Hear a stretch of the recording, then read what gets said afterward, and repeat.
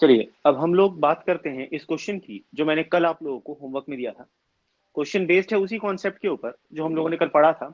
वो था electric field due to continuous charge distribution. Question था एक चार्ज स्फेरिकल कंडक्टर है जिसकी surface charge density 0.7 coulomb per metre square given है आपको। अगर उसका चार्ज मैंने 0.44 कूलम से बढ़ा दिया तो charge density 0.14 coulomb per metre square से बढ़ जाती है। इतनी हो नहीं जाती, इतने से बढ़ जाती है। ठीक है, आपको चार्ज निकालना है कि उस पर कितना चार्ज था और वो जो स्फेयर है उसका रेडियस कितना था, आपको वो भी कैलकुलेट करना है। ये था आपके पास क्वेश्चन। ठीक है, अब देखते हैं इस क्वेश्चन को। सबसे पहला पार्ट इसमें आपको गिवन है। अब देखो मुझे दो वेरिएबल्स निकालने, कौन कौन से, एक चार्ज और एक रेडियस। तो मुझे मैथ्स के हिसाब से कितनी इक्वेशन चाहिए, दो। वो दो इक्वेशन हम बनाएंगे इन दोनों सिचुएशंस का यूज करके। पहली सिचुएशन जो है केस वन जो हमको इसमें गिवन है, केस वन हमको कहता है कि जो सरफेस चार्ज डेंसिटी है सिग्मा वो होती है charge upon 4 pi r square. ये फॉर्मूला है। सरफेस चार्ज डेंसिटी हमको गिवन है 0.7 is equal to q upon 4 pi r square. ये बन गई हमारी फर्स्ट इक्वेशन। सेकेंड पार्ट में क्वेश्चन कह रहा है कि अगर मैं उसकी चार्ज डेंसिटी को इतना बढ़ा देता हूं, चार्ज को इतना बढ़ाता हूं तो चार्ज डेंसिटी इतनी बढ़ जाती है। तो नई चार्ज डेंसिटी हो जाएगी 0.7 प्लस 0.14, इतने से बढ़ गई, इक्वल्स टू नया चार्ज है Q plus 0.44 upon 4 pi r square. Surface area तो उतना ही रहा। ये बन गई हमारी इक्वेशन नंबर 2। अब अगर मैं सेकेंड इक्वेशन को फर्स्ट से डिवाइड कर देता हूं, डिवाइडिंग 2 बाय 1, दोनों इक्वेशंस को अगर मैं डिवाइड करता हूं तो मेरे पास क्या आ जाएगा, ये आ जाएगा 0.84 upon 0.7 equals Q plus 0.44 upon Q, क्योंकि ये 4 पाई आर स्क्वायर दोनों इक्वेशंस में से कैंसिल हो जाएगा। ठीक है, अब इसको सॉल्व कर लेते हैं। तो ये हो जाएगा 0.84 अपॉन 0.7, इसको इंटू 10, इसको अपॉन 100, ये डेसिमल्स हट जाएंगे यहाँ से। तो ये आ जाएगा Q प्लस 0.44 अपॉन Q। ठीक है, इसमें से भी मैं Q कॉमन ले सकता हूं ऊपर, तो 1 प्लस 0.44 ये बच जाएगा, और अपॉन Q, और ये अपॉन Q, ये कैंसिल, Q से Q कैंसिल मेरे पास, और यहां से ये कैंसिल। तो मेरे पास आया 84 upon 70 equals to 1 plus 0.44 upon Q। ठीक है, ये कितना हो गया भाई आपके पास, 12 7 का 84, और ये आ गया आपके पास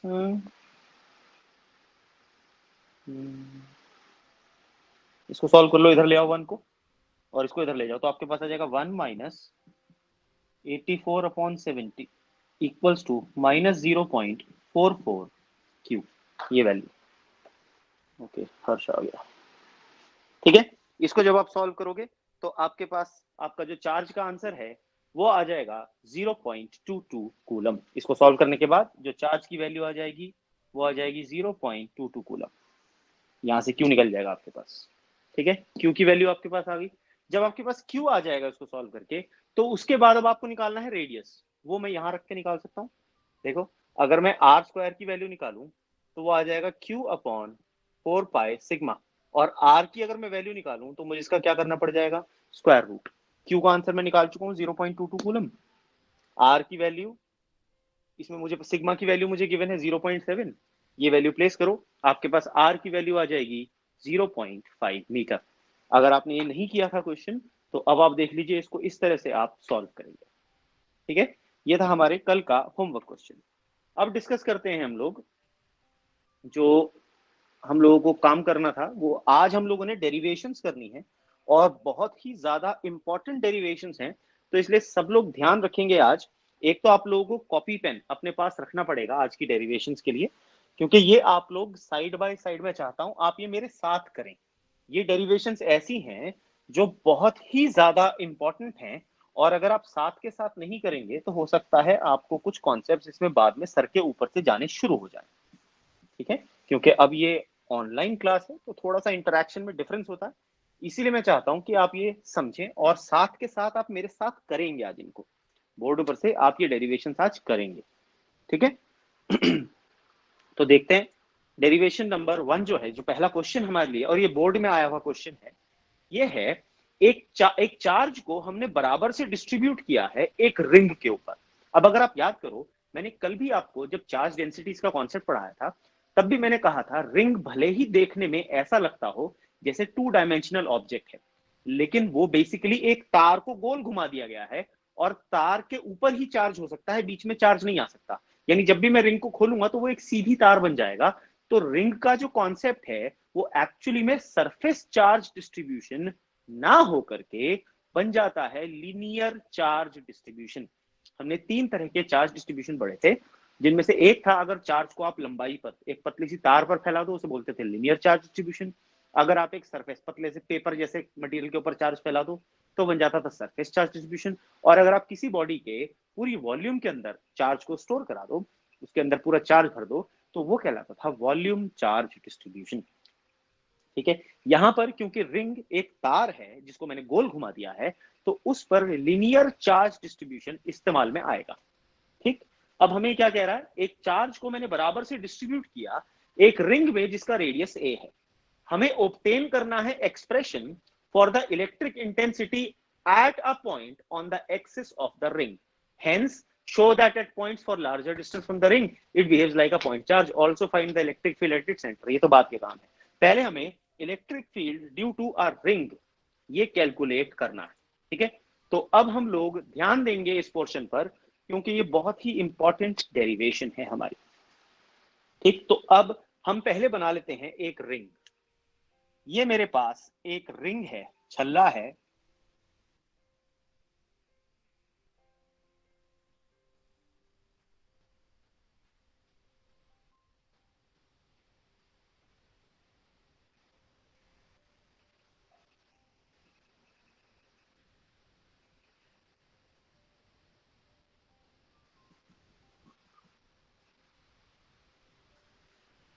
ठीक,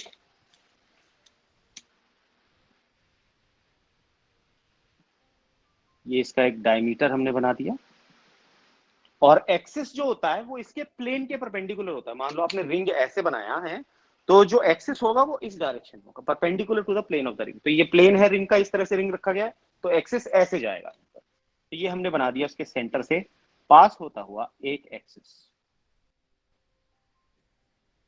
अब हमें इसी एक्सिस पर कोई भी एक पॉइंट ले लेना है, तो मैं कहता हूं वो पॉइंट जो मैंने लिया वो है पॉइंट पी। इस पॉइंट पी पर जो इलेक्ट्रिक फील्ड है मुझे वो ही कैलकुलेट करके यहां पर निकालनी है, इसका एक्सप्रेशन निकालना है। ठीक, तो ये जो रिंग है, क्योंकि लीनियर चार्ज डिस्ट्रीब्यूशन में हम लेते थे एक छोटा सा लेंथ का एलिमेंट जिसको बोलते थे लेंथ एलिमेंट, तो हम वही लेंथ एलिमेंट यहां पर कंसिडर करेंगे। तो मेरे पास ये एक छोटा सा टुकड़ा मैंने लिया, इतना सा, इसकी लंबाई है dl और इस पर जो चार्ज है वो है dq। ठीक है, इस रिंग का रेडियस a था, क्वेश्चन में गिवन है हमको ये बात, और ये दूरी इस पॉइंट P की सेंटर O से x है। ठीक, तो भाई यहां से जो एलिमेंट है उसकी दूरी भी तो हमको निकालनी पड़ेगी, हम उसे कहते हैं r। इसकी दूरी कितनी है r, और अगर आप पाइथागोरस थ्योरम अप्लाई करो तो आप कह सकते हो ये जो r है ये under root a square plus x square के बराबर है पाइथागोरस थ्योरम से। देखो ये बेस या हाइपोटेनस इस तरह से आप मान सकते हो। ठीक है, ये परपेंडिकुलर है, ये बेस हो गया, ये आपके पास हाइपोटेनस है। ये एंगल जो यहां पर बना रहा है इस एंगल को हम नाम दे देते हैं थीटा। Got it. अब इसकी जो इलेक्ट्रिक फील्ड होगी वो इस तरह से इसी के अलोंग बनाई जाएगी। तो उस फील्ड को मैं इधर ड्रॉ कर देता हूं, let the electric field be like this. इस छोटी सी इलेक्ट्रिक फील्ड को हमने नाम दिया डीई। ठीक है, अब क्योंकि ये एंगल थीटा है तो वर्टिकली ऑपोजिट होने की वजह से ये एंगल भी थीटा बन जाएगा। इसी तरह से इस एलिमेंट के जस्ट ऑपोजिट, डायमीटर के ऑपोजिट साइड पर एक और एलिमेंट माना जा सकता है, सेम वैसी ही dl लंबाई का और छोटे से चार्ज dq वाला, इसकी जो फील्ड होगी, इसकी दूरी भी अगर हम निकालें बराबर आएगी, r के बराबर ही आएगी, r की वैल्यू सेम। अब जब दूरी बराबर है, चार्ज बराबर है, तो भैया मैं कहूंगा कि जो फील्ड है वो भी बराबर हो जाएगी। तो हम उस फील्ड को बना देते हैं DE। ये एंगल भी फिर से थीटा हो जाएगा। ठीक है, ये जो मेरे पास है ये y एक्सिस है,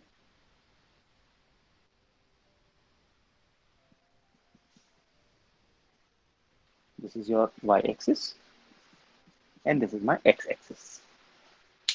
ठीक है, अब ये जो दोनों इलेक्ट्रिक फील्ड्स मैंने बनाई, मैं इनको रिजॉल्व कर सकता हूं इनके दो दो कंपोनेंट्स में।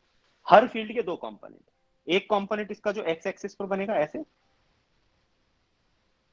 ये आ जाएगा DE cos थीटा, क्योंकि जिसके साथ थीटा होता है वो cos वाला कंपोनेंट होता है। ठीक, और जो वर्टिकल वाला कंपोनेंट आएगा ये वाला,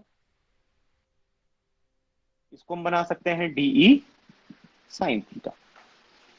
ऐसे ही इस वाली इलेक्ट्रिक फील्ड का ये वाला कंपोनेंट इधर वाला, ये बन जाएगा DE cos थीटा, और इसका इधर वाला कंपोनेंट ये बन जाएगा DE sin थीटा। बन गए दोनों कंपोनेंट्स। अब अगर आप नोटिस करो, ये DE sin theta positive y axis की तरफ है और ये DE sin theta negative y axis की तरफ है, यानी दोनों की डायरेक्शन ऑपोजिट है, लेकिन दोनों के मैग्नीट्यूड बराबर है। क्यों भैया? क्योंकि इलेक्ट्रिक फील्ड बराबर है। इलेक्ट्रिक फील्ड क्यों बराबर है? चार्ज की वैल्यू dq, दूरी की वैल्यू r। तो जब चार्ज और दूरी बराबर है तो फील्ड अलग थोड़ी हो सकती है। तो चार्ज और दूरी सेम होने की वजह से फील्ड भी सेम है, तो फील्ड के कंपोनेंट्स भी सेम हो जाएंगे, लेकिन डायरेक्शन क्या है? ऑपोजिट। और ये ऑपोजिट डायरेक्शन होने की वजह से ये जो साइन थीटा वाले कंपोनेंट हैं, ये क्या करते हैं? ये एक दूसरे को पूरी तरह से कैंसिल आउट कर देते हैं। ये जो कंपोनेंट्स हैं, DE sin theta positive y axis वाला और DE sin theta negative y axis वाला, ये एक दूसरे को कंप्लीटली कैंसिल आउट कर देते हैं। तो मैं यहां पर लिख सकता हूं by symmetry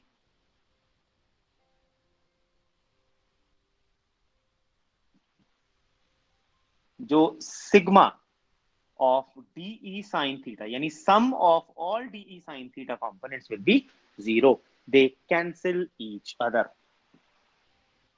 because they cancel each other. ये एक दूसरे को कैंसिल कर देते हैं भैया। sin थीटा का जो आंसर था वो 0 आ गया हमारे पास सिमेट्री से। अब हमें सिर्फ DE cos थीटा को उठा करके ऐड कर देना है, दैट्स इट। सिर्फ उठा करके इंटीग्रेशन करना है। तो जो मेरे पास नेट फील्ड आएगी, net field eight P E, वो integration of DE cos theta से आ जाएगी। हमें यहां पर कॉम्प्लिकेट नहीं करना, इसको बड़े सिंपल तरीके से करना है। DE की जो वैल्यू है हम सेम वही रखेंगे, 1/4πε0 dq अपॉन डिस्टेंस। अब यहां पर डिस्टेंस कितना है वो देख करके चलो। देखो जो डिस्टेंस है वो है r इसका, तो r का स्क्वायर। ठीक है, अब यहां पर ये जो दूरी है इसको dl ही रहने दो, अब हमें उसकी जरूरत नहीं पड़ेगी क्योंकि लिमिट चेंज है।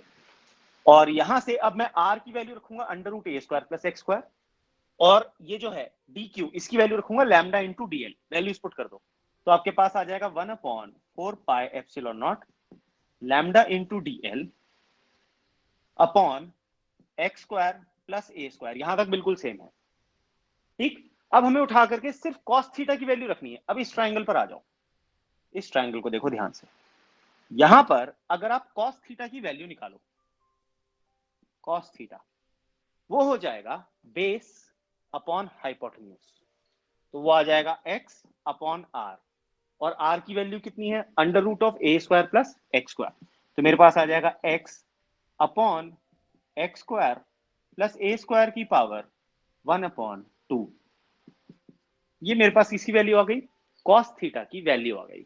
अब ये सारी वैल्यूज उठा करके इस इक्वेशन में रख दो, तो आपके पास e की वैल्यू आई इंटीग्रेशन ऑफ, अब देखो वैल्यू DE की value lambda dl upon 4πε0 x square plus a square into cos theta की value x upon x square plus a square की पावर हाफ। अब यहां पर इंटीग्रेशन जो हो रहा है वो डीएल की टर्म्स में हो रहा है। लेंथ, जो सबसे छोटा एलिमेंट होगा उसकी जो लंबाई है वो 0 हो सकती है, और जो सबसे बड़ा एलिमेंट हो सकता है वो पूरे रिंग के बराबर की लेंथ का हो सकता है। अब अगर रिंग का रेडियस ए है तो पूरे रिंग की जो लंबाई है सरकमफेरेंस ऑफ अ सर्कल के बराबर आ जाएगी, दैट इज 2 पाई ए। तो जो लिमिट्स है मेरी लग जाएंगी फ्रॉम 0 टू 2 पाई ए। ये लिमिट्स ध्यान रखनी है इसमें। Got it? ये वैल्यूज अब आप इसको सॉल्व कर लीजिए। तो देखो आपके पास ई की वैल्यू आ जाएगी, ये lambda upon 4 pi epsilon not बाहर आ जाएगा मेरे पास, एक्स भी बाहर आ जाएगा और ये भी बाहर आ जाएगा सब। तो मेरे पास आया lambda upon 4 pi epsilon not, x भी बाहर आ गया, और यहां बचा x square plus A square की पावर 3/2, और इंटीग्रेशन 0 से 2 पाई ए तक डीएल का। डीएल का इंटीग्रेशन एल होता है, और एल को जब मैं वैल्यू रखूंगा तो 2 पाई ए माइनस 0 लिख सकता हूं। इतना इंटीग्रेशन आपको 11 से सीखा है, तो हम वो वैल्यू रख देते हैं यहाँ पर। तो मैं इसको लिख सकता हूँ lambda x upon 4 pi epsilon not x square plus A square की पावर 3/2, और यहां पर मैं रख सकता हूं इसमें वैल्यू सीधा 2 पाई ए माइनस 0। ठीक है, 2 pi A minus 0 will be equal to 2 pi A. तो आपके पास जो ई है उसकी वैल्यू आ जाएगी lambda into x upon 4 pi epsilon not x square plus A square की पावर 3/2 इंटू 2 पाई ए। ये वैल्यू आ गई। 2 पाई से ये 4 पाई का 2 बन गया। तो मेरे पास इक्वेशन आई lambda x A upon 2 epsilon not x square plus A square की पावर 3/2। ठीक है जी। अब ये जो लैम्डा है, अगर आपको लैम्डा की वैल्यू गिवन है तो बहुत अच्छी बात है, आप लैम्डा रख सकते हो यहाँ पर अगर आपको वैल्यू गिवन है तो। और अगर लैम्डा की वैल्यू नहीं गिवन है, आपको चार्ज पता है टोटल चार्ज कितना दिया गया, तो लैम्डा हो जाता है total charge upon total circumference. अगर आप लैम्डा की वैल्यू वैसे देखो तो लैम्डा हो जाता है total charge Q upon total circumference 2 pi ए। ऐसे भी निकाला जा सकता है। तो अगर आप लैम्डा की ये वैल्यू चाहो तो यहाँ पुट कर सकते हो, तो आपके पास चार्ज की टर्म्स में भी एक्सप्रेशन आ जाएगा। तो एक एक्सप्रेशन तो हमारा इलेक्ट्रिक फील्ड का जो बन के आया वो आया इन terms of linear charge density. तो मैं इसको लिखूंगा lambda x A upon 2 epsilon not x square plus A square की पावर 3/2। एक तो एक्सप्रेशन ये आ गया। अब अगर इस एक्सप्रेशन में मैं लैम्डा की ये वाली वैल्यू सब्स्टिट्यूट कर देता हूं तो देखो किस तरह से चेंज हो जाएगा एक्सप्रेशन। तो मेरे पास ई आ जाएगा, लैम्डा की जगह लिखूंगा क्यू अपॉन 2 पाई ए, ठीक, into x A upon 2 epsilon not x square plus A square की पावर 3/2। देखो ए से ये कैंसिल हो गया, तो ये 2 पाई और 2 मिलकर के 4 पाई एप्सिलॉन नॉट बन गया। तो मेरे पास ई का एक्सप्रेशन आ जाता है E is equal to Q x upon 4 pi epsilon not x square plus A square की पावर 3/2। ये आए हमारे पास expressions for electric field intensity due to a uniformly charged ring. ये डेरिवेशन आपको एज सच करनी है। कॉपी कर लो अभी के अभी बोर्ड पर से, जल्दी से कॉपी करो, फिर इसका एक स्पेशल केस देखना है। हरी आप जल्दी से कॉपी कर लो बच्चों।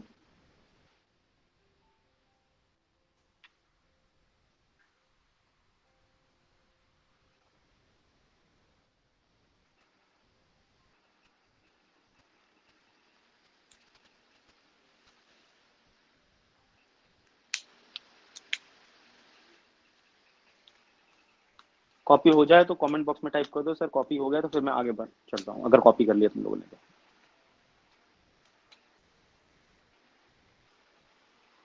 बहुत इंपॉर्टेंट डेरिवेशन है ये बोर्ड के लिए भी इंपॉर्टेंट है, बोर्ड में भी पूछी जा चुकी है। इसलिए मैं चाहता हूँ ये वाली डेरिवेशन आप साथ में ही करेंगे। अगर कोई चीज नहीं समझ में आई तो आप अभी माइक ऑन करके मुझसे पूछ सकते हैं।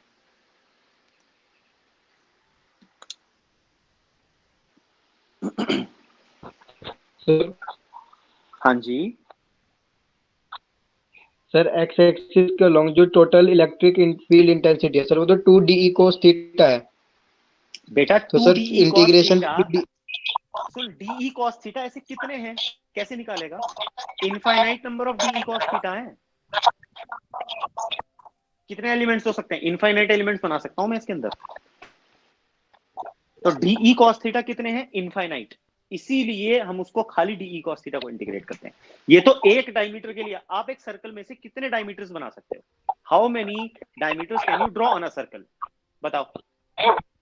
इनफाइनाइट। इनफाइनाइट। हाँ, तो फिर तो ट्वाइस ऑफ इनफाइनाइट कितना होता है? इनफाइनाइट। That is why. तो इसलिए एक सिंगल इंटीग्रेशन करेंगे हम यहाँ। Got it? Okay sir.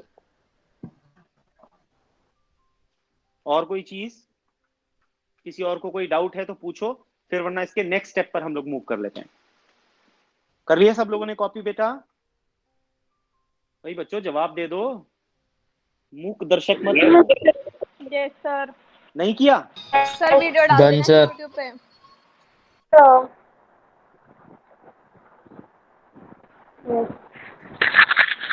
Kapoor ये अभी करना है, वीडियो नहीं डलेगी इसकी, अभी करो कॉपी ये। सर सर बट इसमें ना ब्लर आता है, तो आपने तो छोटा छोटा लिखा तो वो आधा ब्लर हो गया, आधा दिखा, आधा समझ आया, आधा नहीं आया। अभी तो बोर्ड पे दिख रहा है तुझे। बीच बीच में हट जाता है ना। फिर पूरा है इसमें।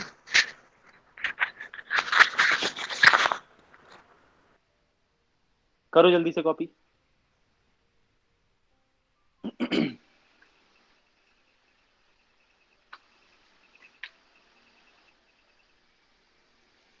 ये बहुत इंपॉर्टेंट डेरिवेशन है बच्चों, इसीलिए मैं चाह रहा हूं कि ये वाली डेरिवेशन तुम साथ में करो। ये बोर्ड में भी पूछी जा चुकी है प्रीवियस ईयर्स में। जब करोगे तो तुम्हें कुछ ना कुछ ऐसे पॉइंट्स होंगे जिसमें लगेगा कि शायद ये समझ नहीं आया, तो अभी आप मुझसे पूछ पाओगे।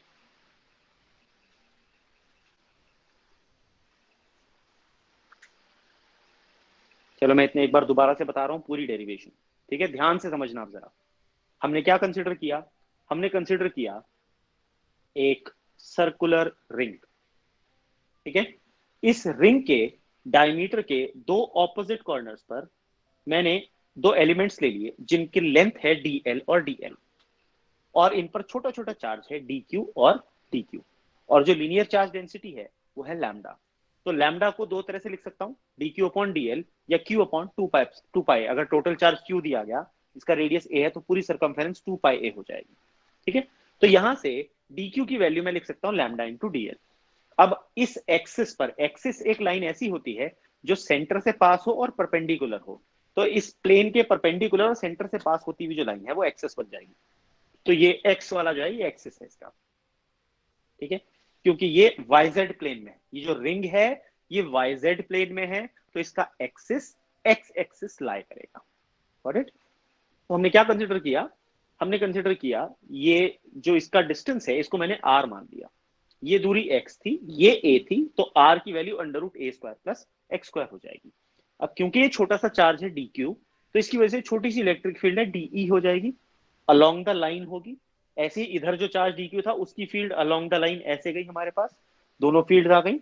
ये एंगल थीटा था तो ये भी थीटा है, सिमेट्री है क्योंकि सिमेट्रिकल फिगर है ये वाली, तो ये वाले एंगल्स भी थीटा और थीटा हो जाएंगे, जिसकी वजह से ये जो इलेक्ट्रिक फील्ड डीई हमने बनाई थी, हम इनके दो कंपोनेंट्स बना पाएंगे।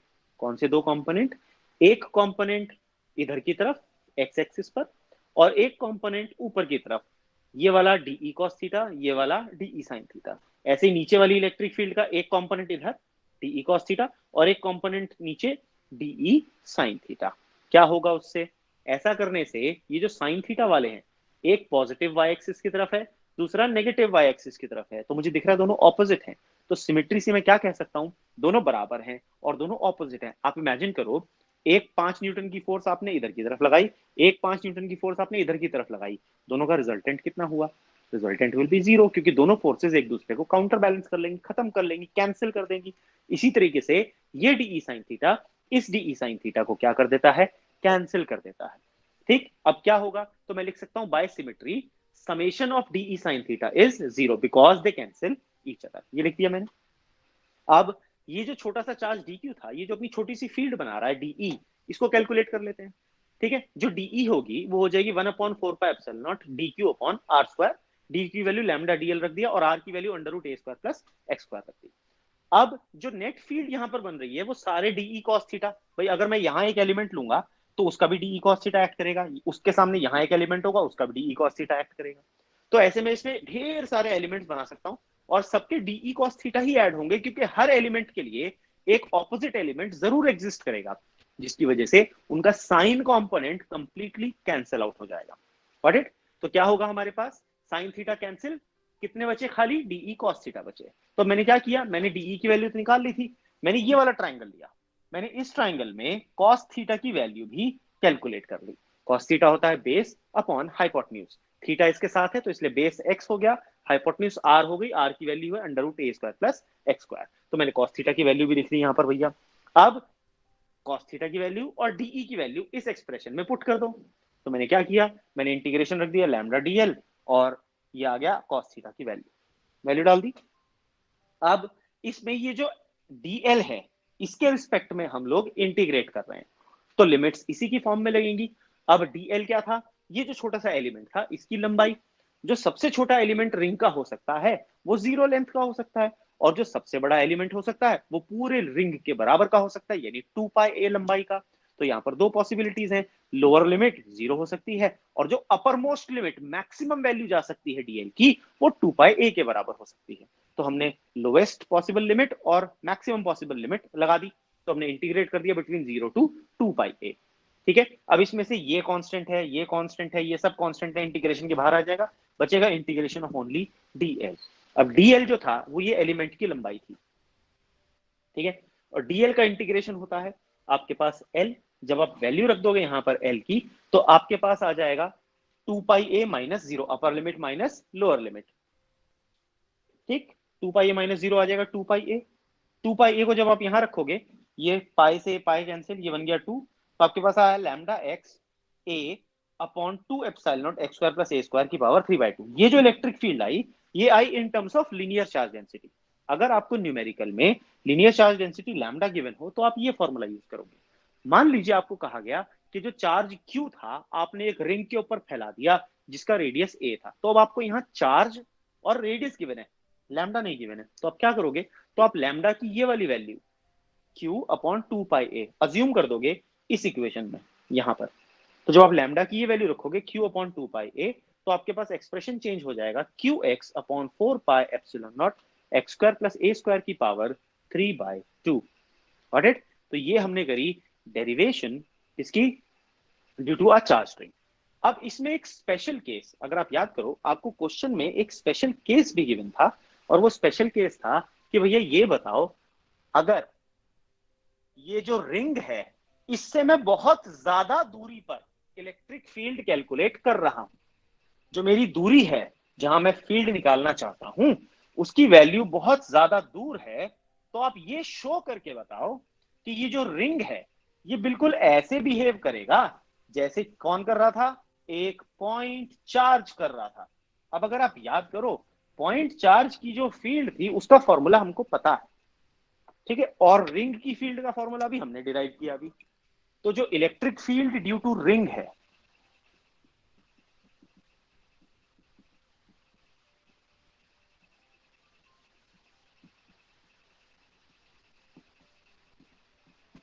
Eight distance x on axis, ठीक, वो इलेक्ट्रिक फील्ड E हो जाती है QX upon 4πε0 a² plus x² की पावर 3/2। ठीक है, ये इलेक्ट्रिक फील्ड कहां पर आ गई, ये इलेक्ट्रिक फील्ड आ गई on the axis at any point. अब अगर मैं इससे बहुत ज्यादा दूरी पर हूंगा तो क्या a बढ़ रहा है, a तो कांस्टेंट है, क्या बढ़ रहा है, x बढ़ रहा है। तो एट लार्ज डिस्टेंस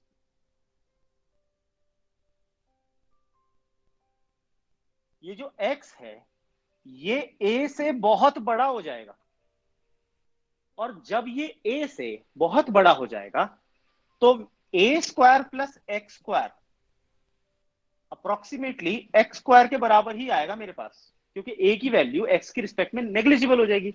मान लो मैंने 5 सेंटीमीटर रेडियस का एक रिंग लिया लेकिन मैं 100 किलोमीटर दूरी पर इलेक्ट्रिक फील्ड निकाल रहा हूँ, ये 1 किलोमीटर दूरी पर इलेक्ट्रिक फील्ड निकाल रहा हूँ, तो वो तो बहुत बड़ा डिस्टेंस हो गया as compare to size of the ring. तो इसीलिए तब आपके पास A square plus x square approximately x square के बराबर ही आएगा। तो मैं यहां पर एक्स स्क्वायर रख सकता हूं, तो मेरे पास एक्सप्रेशन आ जाएगा E is equal to Q x upon 4 pi epsilon not x square की पावर 3/2। ये बन जाएगा q x upon 4 pi epsilon not x cube, क्योंकि ये स्क्वायर से ही नीचे वाला स्क्वायर 1 अपॉन वाला स्क्वायर कैंसिल हो गया, एक्स क्यूब बचा। अब यहाँ x है, यहाँ एक्स क्यूब है, तो डिवाइड करने पर क्या बचेगा आपके पास, कैंसिल करके आपके पास आएगा Q upon 4 pi epsilon not x square. अब अगर आप याद करो मैंने क्या किया था, मैंने रिंग की जगह, ध्यान देना, मैंने इस रिंग की जगह इस पर मैंने क्यू चार्ज डाला था रिंग पर। अब मैं क्या करता हूं, मैं इस रिंग की जगह मैं एक पॉइंट चार्ज लेता हूं कैपिटल क्यू, और उससे पॉइंट पी पर एक्स दूरी पर इलेक्ट्रिक फील्ड निकालता हूं ई। तो आप बताओ इस ई का फॉर्मूला क्या आएगा। तो आपके हिसाब से ई का फॉर्मूला होगा Q upon 4 pi epsilon not x square, और यहां पर रिंग की फील्ड कितनी आई, सेम। तो मैंने क्या प्रूव कर दिया, मैंने ये प्रूव कर दिया कि अगर मैं इस छल्ले से, इस रिंग से बहुत ज्यादा दूरी पर हूं, तो ये रिंग एक रिंग की तरह नहीं बल्कि किसकी तरह बिहेव करेगा, एक पॉइंट चार्ज की तरह। ठीक है, तो दूसरा पार्ट था ये शो करके बताओ कि अगर आप रिंग से बहुत ज्यादा दूरी पर हो तब ये रिंग एक्चुअली में किसकी तरह बिहेव करेगा, it will behave like a point charge. ठीक है जी, तो हमने ये भी शो कर दिया कि ये रिंग एक पॉइंट चार्ज की तरह बिहेव करता है अगर आप इससे बहुत ज्यादा दूरी पर होते हैं, ये प्रूव कर दिया। तीसरा पार्ट जो उस क्वेश्चन का था वो ये था, ये शो करके बताओ कि जो सेंटर पर है वो इलेक्ट्रिक फील्ड जीरो होती है, इलेक्ट्रिक फील्ड की वैल्यू एट द सेंटर हमको निकालनी है।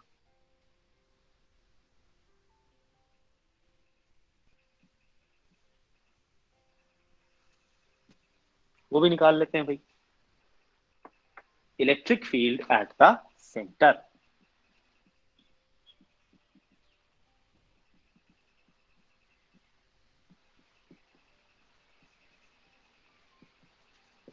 सेंटर पर इलेक्ट्रिक फील्ड, सेंटर पर एक्स जीरो होता है भाई, जब मैं सेंटर पर आऊंगा तो ये पॉइंट पी ओ की जगह पर आ जाएगा। अभी ओ से पी की दूरी एक्स है, जब पी और ओ कंसाइड करेंगे तो एक्स कितना हो जाएगा, जीरो। Place the values. तो आपके पास जो इलेक्ट्रिक फील्ड है ई वो होती थी Q x upon 4 pi epsilon not x square plus A square की पावर 3/2। अब देखो यहां पर x आ रहा है और अगर मैं x को जीरो रख दूं, ये वैल्यू यहां सब्सटीट्यूट करता हूं अगर मैं यहां जीरो, तो आपके पास इलेक्ट्रिक फील्ड कितनी आ जाएगी, जीरो। तो electric field at centre is zero. इसीलिए जो रिंग होता है उसके सेंटर पर कभी भी कोई इलेक्ट्रिक फील्ड एग्जिस्ट नहीं करती, सेंटर पर एग्जैक्ट फील्ड की वैल्यू जीरो होती है। हमने ये तीनों चीजें प्रूव कर दी। पहला था we had to derive the expression for electric field, second था अगर आप बहुत ज्यादा दूरी पर होंगे तो ये प्रूव करके बताओ कि वो रिंग एक पॉइंट चार्ज की तरह बिहेव करेगा, और तीसरा था अगर आप सेंटर पर फील्ड की बात करोगे तो वो फील्ड कितनी आएगी, जीरो। तो हमने तीनों चीजें यहां पर प्रूव कर दी। Got it?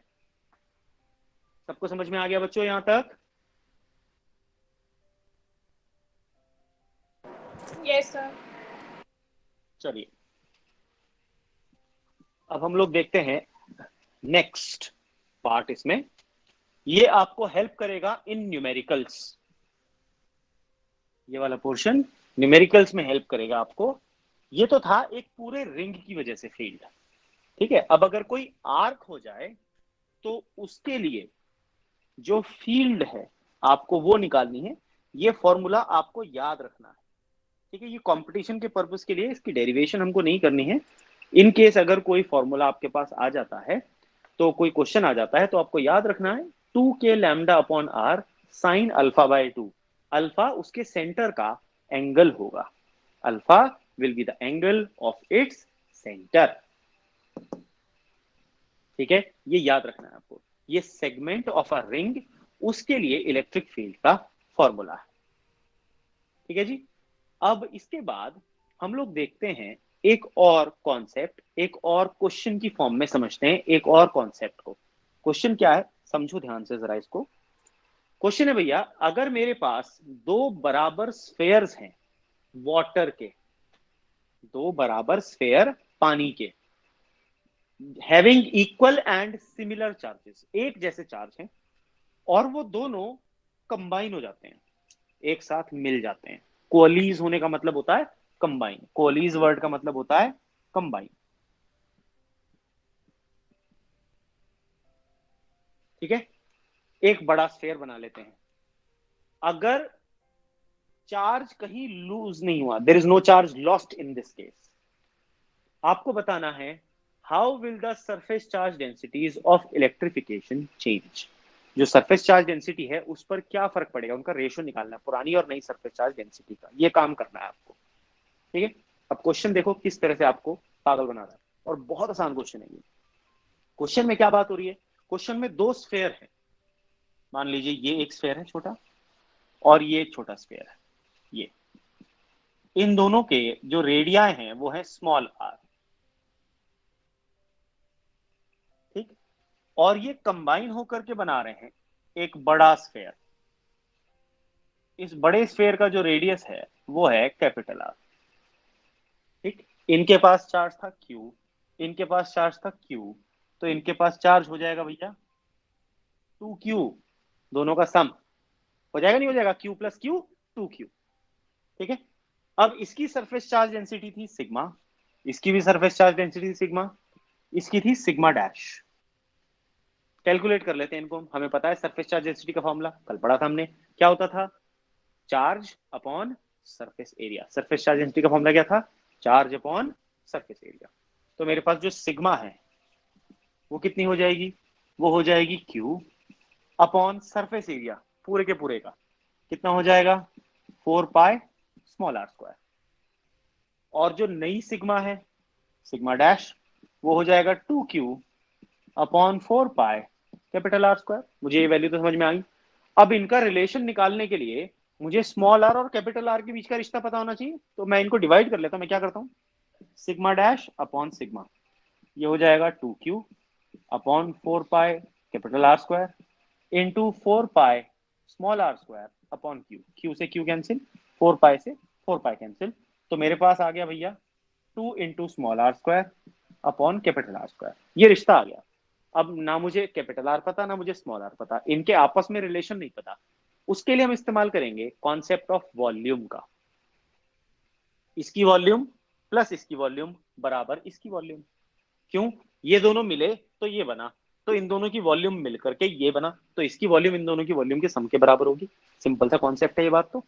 तो इसकी वॉल्यूम कितनी थी 4/3 पाई स्मॉल आर क्यूब, इसकी वॉल्यूम कितनी थी 4/3 पाई स्मॉल आर क्यूब, इसकी वॉल्यूम कितनी है 4/3 पाई कैपिटल आर क्यूब। तो मेरे पास यहां आ जाएगा 2r cube is equal to capital r cube, ये तो आएगा मेरे पास वैल्यू। ठीक है, तो यहां से मैं स्मॉल आर की वैल्यू निकाल सकता हूं या कैपिटल आर की वैल्यू निकाल सकता हूं, मर्जी आपकी, जैसे आपका मन करे। तो देखो यहां से स्मॉल आर क्यूब की वैल्यू आ जाएगी आर क्यूब अपॉन 2, तो स्मॉल आर की वैल्यू क्यूब रूट यानी r upon cube root of 2। ठीक है, अब हमें क्या करना है, हमें ये वाली वैल्यू यहां ज्यूम कर देनी है स्मॉल आर की।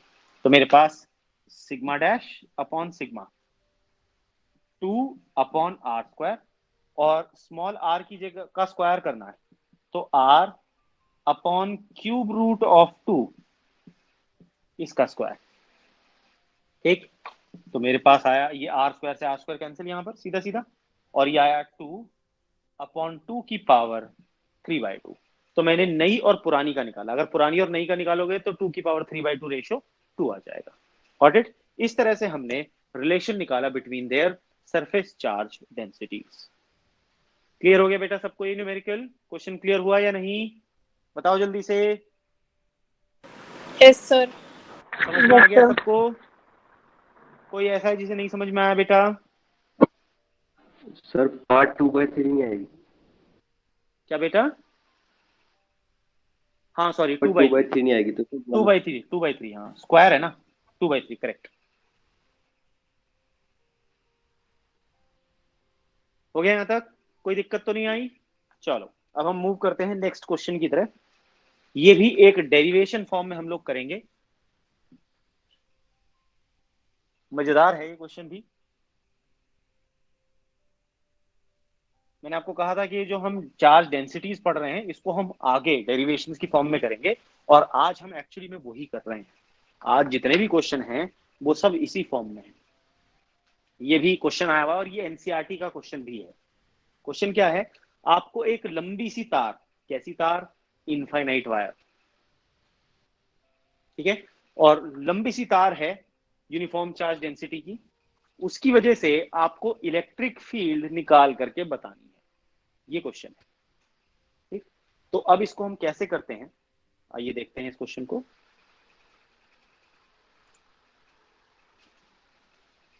हमने क्या किया भैया, हमने ये एक तार ले ली। अब इस तार को मैं कुछ ऐसा सा बना रहा हूं ताकि हम इसको समझ पाए। ये ऐसी तार ले ली, ठीक है। ये हमारा एक्स एक्सिस चल रहा है यहाँ पे,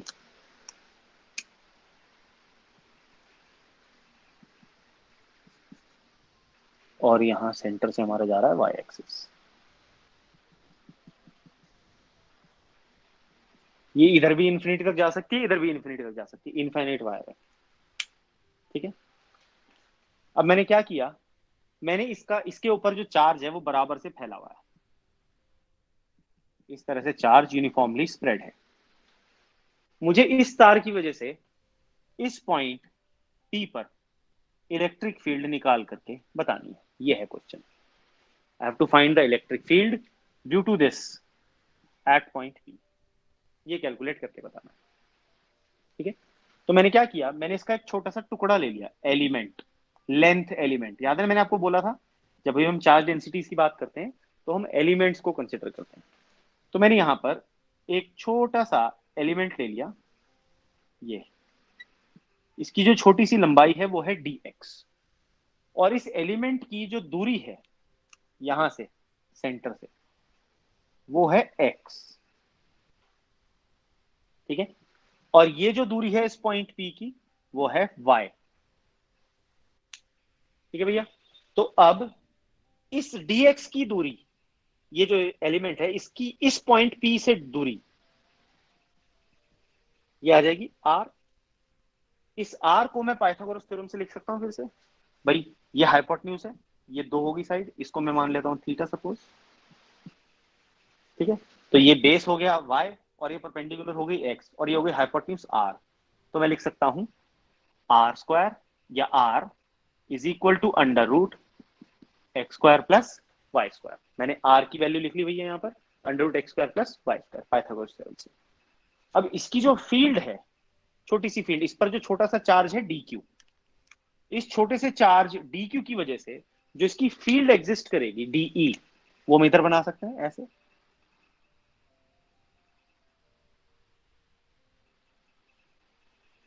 ये हो गई छोटी सी फील्ड de। ये थीटा था तो ये एंगल भी थीटा बन जाएगा। अब इसको रिजॉल्व कर लो। इस de का एक कंपोनेंट इधर एग्जिस्ट करेगा, ये हो जाएगा de साइन थीटा, और इसका एक कंपोनेंट ऊपर एग्जिस्ट करेगा, ये वाला कंपोनेंट हो जाएगा de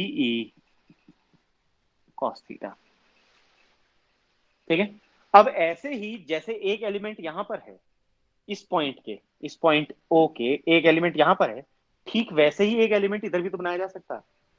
तो मैंने क्या किया, मैंने उतनी ही दूरी पर एक और एलिमेंट बना दिया सेम वैसे ही। कैसा भैया? ये हो गया dx लंबाई का, और इसकी दूरी भी इस पॉइंट से कितनी हो गई, x, सेम दूरी सेम एलिमेंट। तो अब इसका भी जो डिस्टेंस होगा वो सेम माना जाएगा, डिस्टेंस थोड़ी बदल जाएगा। ये भी r हो गया, ये भी एंगल थीटा हो जाएगा। तो अब इसकी भी फील्ड मैं इधर बना सकता हूं, इसकी भी फील्ड de इधर एग्जिस्ट करेगी, ये एंगल भी थीटा हो जाएगा। तो इस de के भी दो कंपोनेंट बनाए जा सकते हैं, इधर वाला कंपोनेंट de साइन थीटा, और इधर वाला component de cos theta. Alright, ये समझ में आया। अब जब मेरे पास ये वैल्यूज आ गई यहां पर, तो अब अगर आप नोटिस करो ध्यान से, इधर एक sine theta negative x axis की तरफ है, एक sine theta positive x axis की तरफ है। रिजल्टेंट दोनों का 0। क्यों? क्योंकि एक इधर है एक इधर है, दोनों बराबर हैं और ऑपोजिट डायरेक्शन में हैं, तो एक दूसरे को कैंसिल कर देंगे। तो मैं यहां फिर से वही लिख सकता हूं, सिमेट्री की वजह से जितने भी साइन थीटा वाले कंपोनेंट हो गए उनका रिजल्टेंट कितना हो जाएगा? 0। Got it? तो मैं लिखूंगा बाय सिमेट्री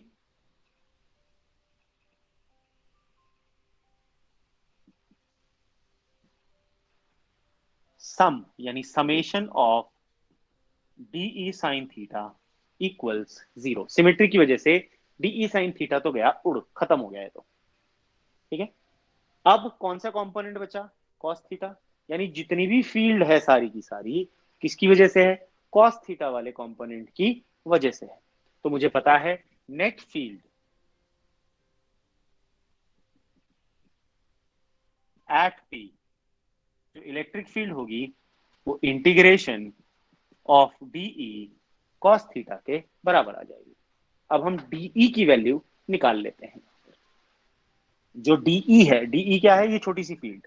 अगर आप डीई को कैलकुलेट करो तो वो आ जाएगी डी क्यू अपॉन 4 पाई epsilon naught r square, charge upon distance का स्क्वायर। ये फॉर्मूला था। चार्ज कितना है? D q. दूरी कितनी है? आर। आर की वैल्यू यहां से डाल सकता हूं और डी क्यू की वैल्यू यहां से मैं अज्यूम कर सकता हूं। जो लैम्डा है वो हो जाएगा d q upon d x. तो मैं लिख सकता हूं d q is equal to lambda d x. D q की वैल्यू आ गई मेरे पास और आर की वैल्यू ऊपर से अज्यूम कर सकता हूं। तो मेरे पास जो डीई है उसकी वैल्यू कितनी आ गई भैया? वो आ गई lambda into d x upon 4 pi epsilon not x square plus y square. ठीक है, ये डीई की वैल्यू आ गई। ठीक है, ये तो आया डीई की वैल्यू। अब अगर मैं इसमें देखो, अब ध्यान देना यहां पर, इसमें जब मैं इसको सॉल्व करूंगा, जब मैं वैल्यू रखूंगा, तो मेरे को जो एक्स की वैल्यू है वो माइनस इन्फिनिटी से एक्स की वैल्यू प्लस इन्फिनिटी रखनी पड़ेगी। यहां पर ये वैल्यूज रखी जाएगी। कारण क्या है? कारण है ये तार इधर की तरफ कहां तक जा रही है? इन्फिनिटी तक जा रही है। इधर की तरफ कहां तक जा रही है? इन्फिनिटी तक जा रही है। यानी पॉजिटिव एक्स एक्सिस पर भी ये इनफाइनाइट लेंथ की है, नेगेटिव एक्सिस पर भी ये इनफाइनाइट लेंथ की है। तो मेरा आखिरी एलिमेंट कहां लाया करेगा? इन्फिनिटी पर, पॉजिटिव एक्स एक्सिस पर। और इधर की तरफ मेरा आखिरी एलिमेंट कहां लाया करेगा? इन्फिनिटी पर, नेगेटिव एक्स एक्सिस पर। तो इसलिए मैं माइनस इन्फिनिटी से प्लस इन्फिनिटी इसको रखूंगा। अब क्योंकि दोनों ही पॉइंट्स अनसर्टेन हो गए तो मैं इसको सॉल्व नहीं कर सकता, मुझे कम से कम एक लिमिट सर्टेन बनानी पड़ेगी। तो मैं क्या करूंगा? मैं कहता हूं भैया ये वाला पॉइंट मैं यहां सेंटर पर ले आया, तो उसकी वजह से क्या होगा? उसकी वजह से मेरी लिमिट 0 से प्लस इन्फिनिटी हो जाएगी, लेकिन उतनी ही फील्ड एग्जैक्टली उधर भी एग्जिस्ट करेगी। तो मेरे को इसका क्या करना पड़ेगा? ट्वाइस करना पड़ जाएगा। Got it? तो हम क्या करेंगे? मैं इस लिमिट को बदल करके लिख सकता हूं E is equal to twice x is equal to 0 to x is equal to infinity of DE cos theta. ये ट्वाइस कर दूंगा मैं। ठीक है, डीई की वैल्यू पुट कर दो, तो आपके पास आया twice x is equal to 0 to x is equal to infinity lambda into d x upon 4 pi epsilon not x square plus y square, ठीक है, इंटू कॉस थीटा। ये वैल्यू मेरे पास आ जाती है। ठीक है, अब ये 2 से ये 2 का बन जाएगा और लैम्डा बाहर आ जाएगा, तो मेरे पास e की वैल्यू आ जाएगी lambda upon 2 pi epsilon naught. Integration किसका बचेगा मेरे पास?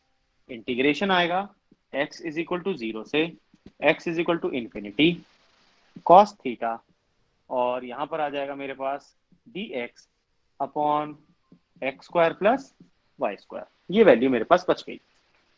ठीक, अब इस dx और x को हम रिप्लेस कर देते हैं y की टर्म्स में। कैसे?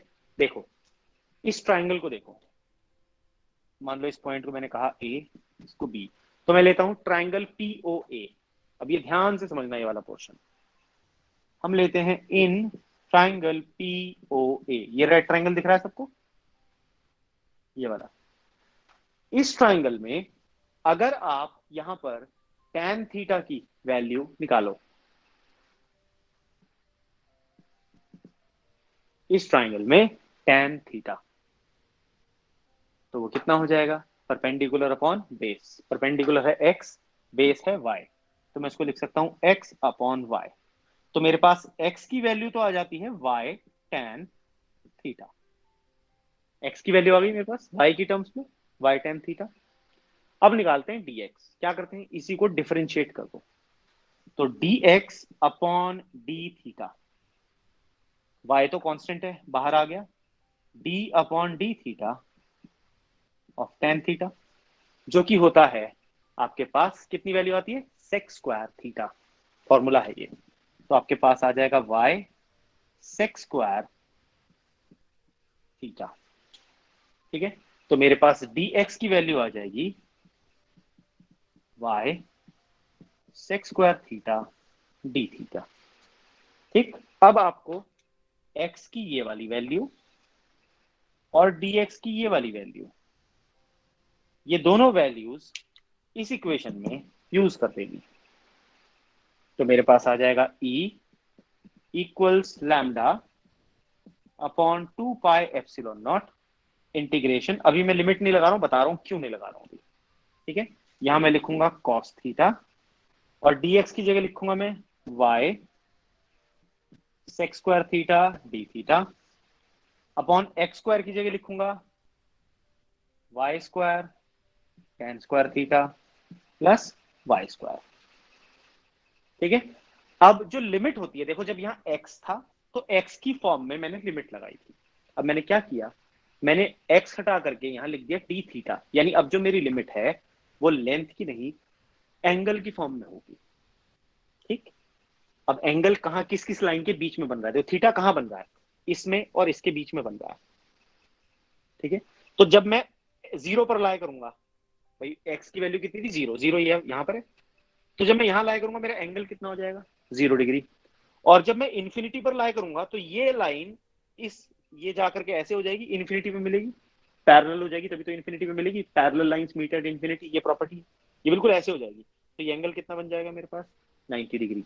यानी जहां पर x इज इक्वल टू 0 लिखा था वहां मैं 0 डिग्री लिख सकता हूं, और जहां x is equal to infinity लिखा था वहां पर theta is equal to pi by 2 यानी 90 डिग्री हो जाएगा। रिप्लेस हो जाएंगी यहाँ पर लिमिट्स, क्योंकि ये चेंज हो रहा है जिसकी रिस्पेक्ट में आप इंटीग्रेट कर रहे हो, ठीक है।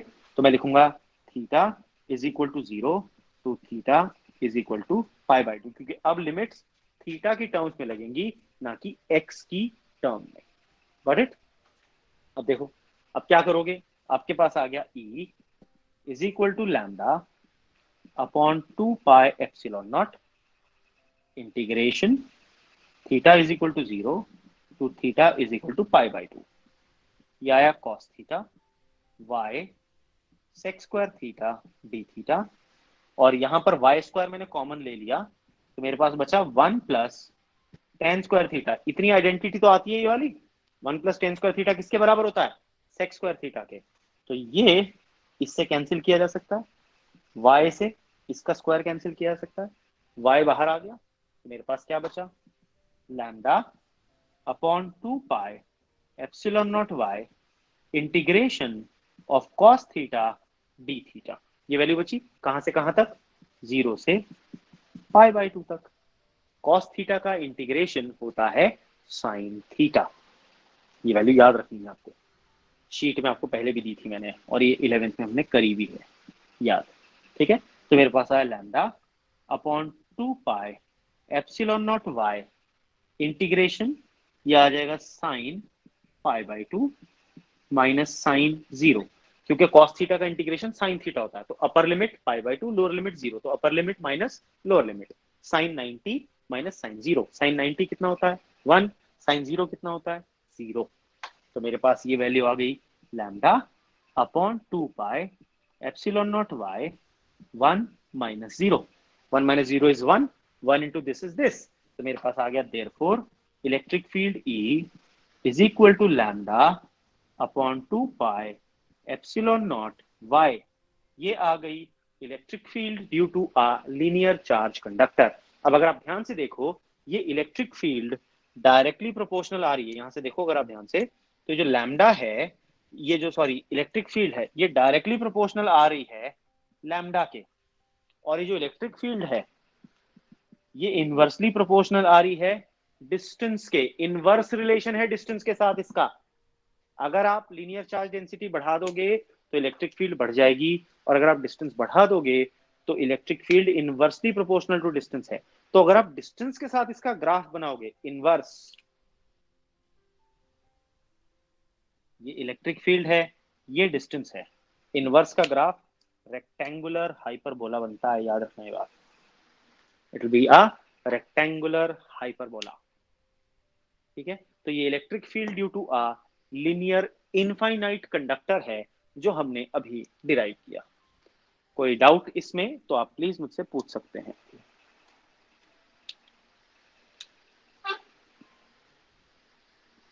हाँ जी बेटा, नो डाउट्स, गुड।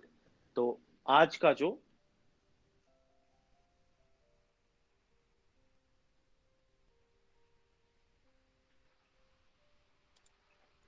सर ये गॉस लॉ क्या है? बेटा, ये गॉस